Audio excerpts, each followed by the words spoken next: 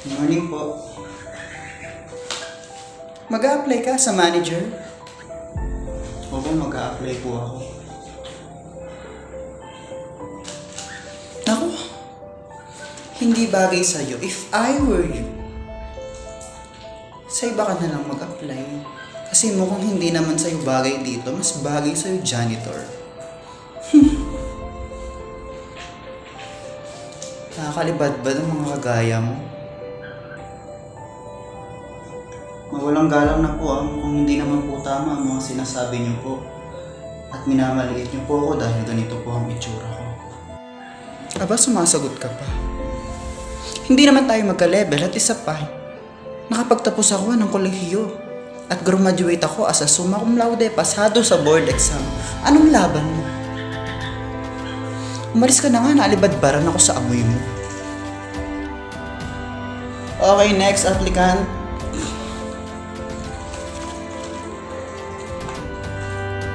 Okay. Irene Alcantara. Sir, ito na po ang resume ko. Ikaw? Anong ginagawa mo dito?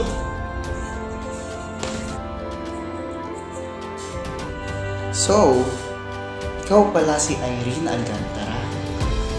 Hi, nice to meet you. Yes, I am a CEO of this company. Nagulat ka, no? Sa tingin mo ay interviewin pa kita. Ha, Miss Irene? Sir, sorry po, hindi ko po alam na kayo po palang may-ari nito. Hindi na po mauulit. Pasensya na po. Nagulat ka kasi ako palang may-ari ng kumpanyang ito. Wait.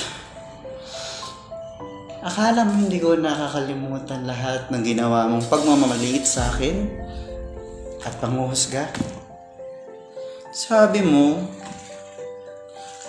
pang janitor lang ang aking magagawa sa kumpanyang ito. Alam mo, sa kumpanya ko, hindi ko kailangan ng nakapagtapos ng kolehiyo, mataas ang grado, maraming achievement sa buhay.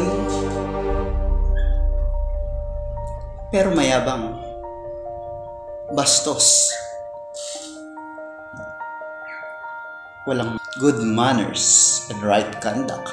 Parang di ka nag-aral ng values education in your own study. Alam mo kung kailangan ko dito?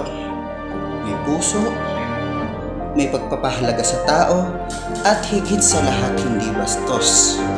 Like you. My goodness, my goodness. Ano ko ba to? Tatanggapin ba kita?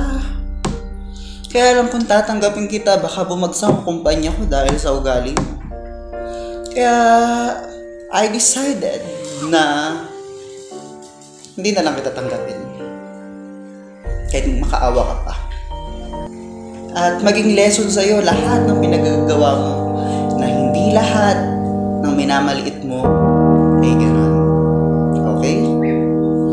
Ayan, bukas ang aking pinto. Leave my room now. Leave my office. Maghanap ka ng ibang kumpanya na tatanggap sa ganyang klaseng ugali.